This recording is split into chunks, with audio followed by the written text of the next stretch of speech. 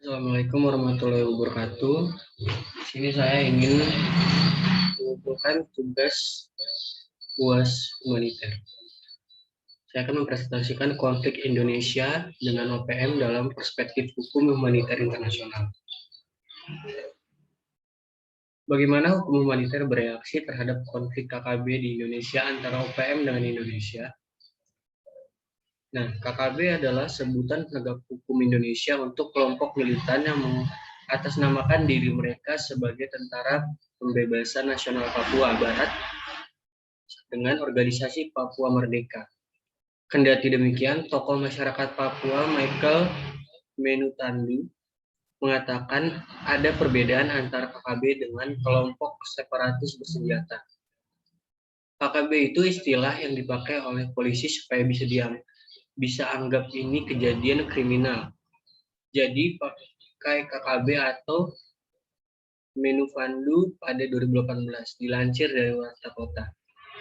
Sedangkan istilah KSB seringkali digunakan oleh TNI. Kalau disebut separatis itu berarti harus atau dihadapi secara militer. Ujarnya pada tahun 2019. Mantan Panglima TNI itu menilai sebaiknya pemerintah memberi label tidak hanya sekadar kelompok kriminal bersenjata, melainkan sebagai kelompok separatis. Menurut Muldoko, label itu akan menentukan kekuatan yang diterjunkan untuk menangani para pelaku. Humaniter atau yang juga kerap disebut sebagai hukum perang adalah salah satu cabang dari hukum internasional yang berlaku pada dua situasi konflik bersenjata, yakni internasional dan non-internasional. Pihak dalam konflik bersenjata internasional adalah negara, sementara bagi non-internasional adalah negara dengan aktor non-negara atau antara aktor non-negara lainnya. Pada mulanya, konflik bersenjata non-internasional atau biasa juga dikenal dengan istilah civil wars dianggap murni sebagai urusan domestik suatu negara.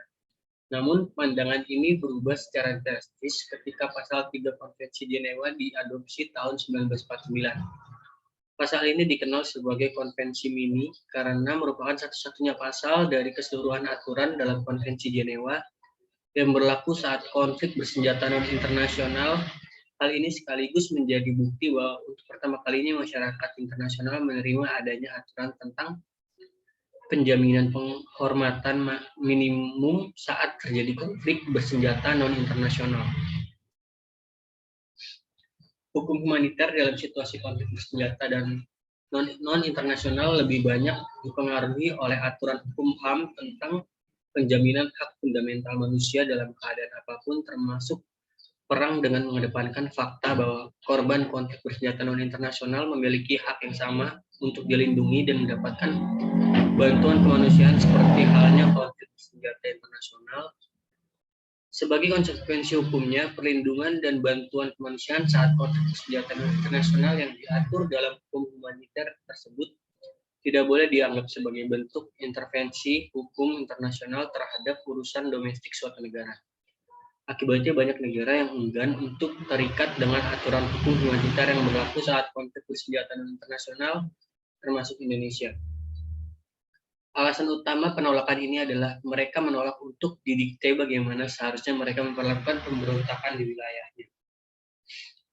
Namun, fakta bahwa Indonesia hingga saat ini belum tergerak untuk menjadi pihak Protokol 2 tahun 1977 tidak serta-merta diartikan bahwa aturan hukum humaniter tidak berlaku dalam konflik bersenjata internasional di Indonesia.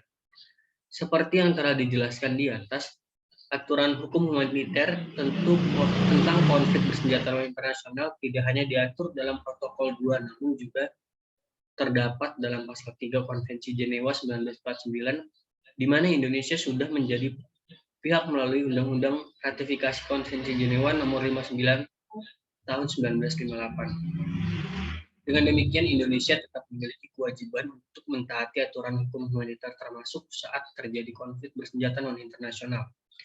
Agar terhindar dari penerapan aturan hukum ini, pemerintah Indonesia harus memiliki pemahaman yang memadai tentang ambang batas minimum berlakunya aturan hukum humaniter dalam konflik bersenjata non-internasional.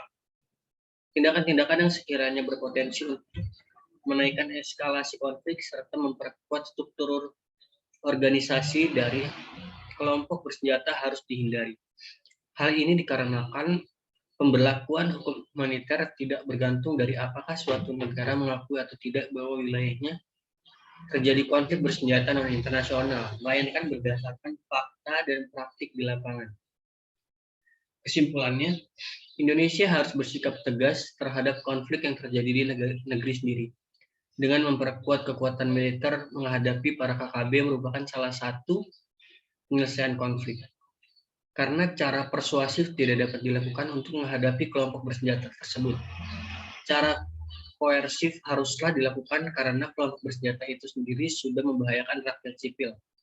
Mereka juga tidak segan untuk membunuh anggota militer Indonesia yang berada di wilayah tersebut. Terima kasih.